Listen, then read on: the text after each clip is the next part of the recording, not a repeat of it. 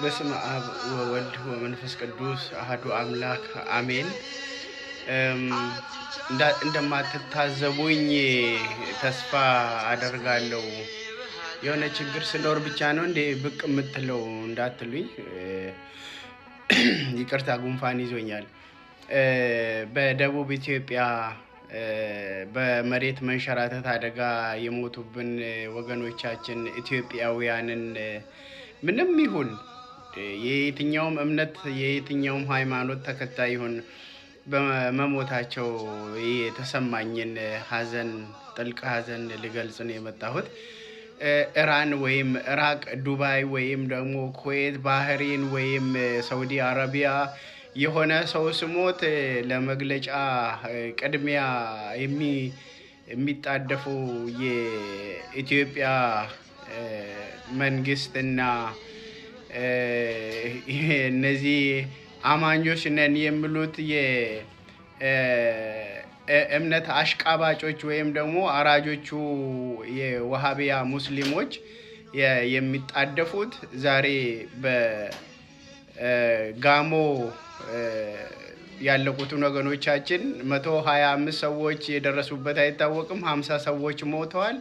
አንድም ሰው ድምጽ ሊያሰማ አልቻለም። አይደለም ሌላ ግብር የሚከፍለውን ማህበረሰብ መንግስትነቱ የሚታወቀው ይህ ድሃ ህዝብ ይህ ምስኪን ህዝብ የሚከፍለው ግብር የሚንቀሳቀሰው የሚኖረው መንግስት እንኳን ሁለት መስመር ነፍስ ይማር ወገኖቼ ሞተዋልና ብሎ አላለም። ባንዲራ ዝቅ አላደረገም። በወልዲያም ደግሞ አንድ አባታችን የቤተ ክርስቲያን አስተዳዳሪ ተገሎብናል። የአብነት ተማሪዎችም የት እንደደረሱ አይታወቅም፣ ተወስደዋል። በተለያየ ጊዜ በተለያየ ስፍራ በተለያየ ቀን ኢትዮጵያ ላይ ኦርቶዶክሳውያን ላይ የሚደረገው ግፍ እጅግ በጣም እየሰፋ ነው ያለው። የተኛችሁ ንቁ። ይሄንን ካልኩ በኋላ እኔ ምኑም ግራ ስለሚያጋባ ምለው ነገር የለኝም። ለዛሬው ለጻድቁ ለአቡነ ገብረ መንፈስ ቅዱስ ዓመታዊ ክብረ በዓላቸው ወይም ለእረፍታቸው እንኳን አደረሳችሁ።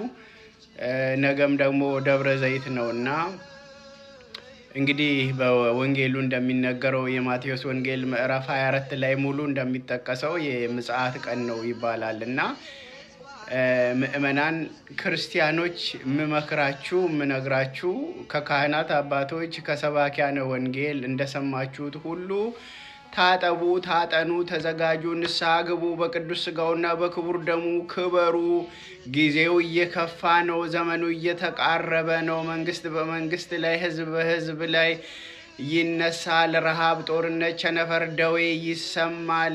ወይኔ በዛን ጊዜ በእናቴ ማህፀን ውሃ ሆኜ በቀረው የምትሉበት ቀን ይመጣል። ያ ሁሉ የሚጣር መጀመሪያ ነው ተብሎ ተነግሮናልና እያንዳንዳችሁ ክርስቲያኖች ንስሐ ግቡ፣ በወንጌል እመኑ፣ በቅድስት ቤተ ክርስቲያን ጥላ ስር ኑሩ። የኃያሉ የቅዱስ እግዚአብሔር ፍጹም ሰላም ጸጋና በረከት ከእናንተም ከኛም ጋር ይሁን።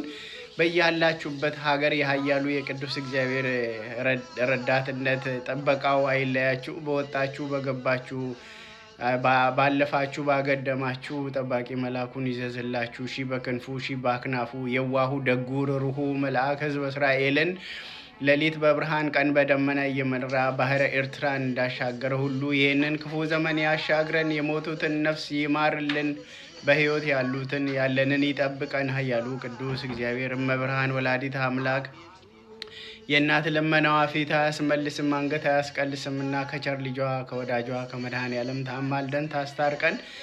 ኃያሉ ቅዱስ እግዚአብሔር በቃችሁ ይበለን። ኃያሉ ቅዱስ እግዚአብሔር በቃችሁ ይበለን። ኃያሉ ቅዱስ እግዚአብሔር በቃችሁ ይበለን።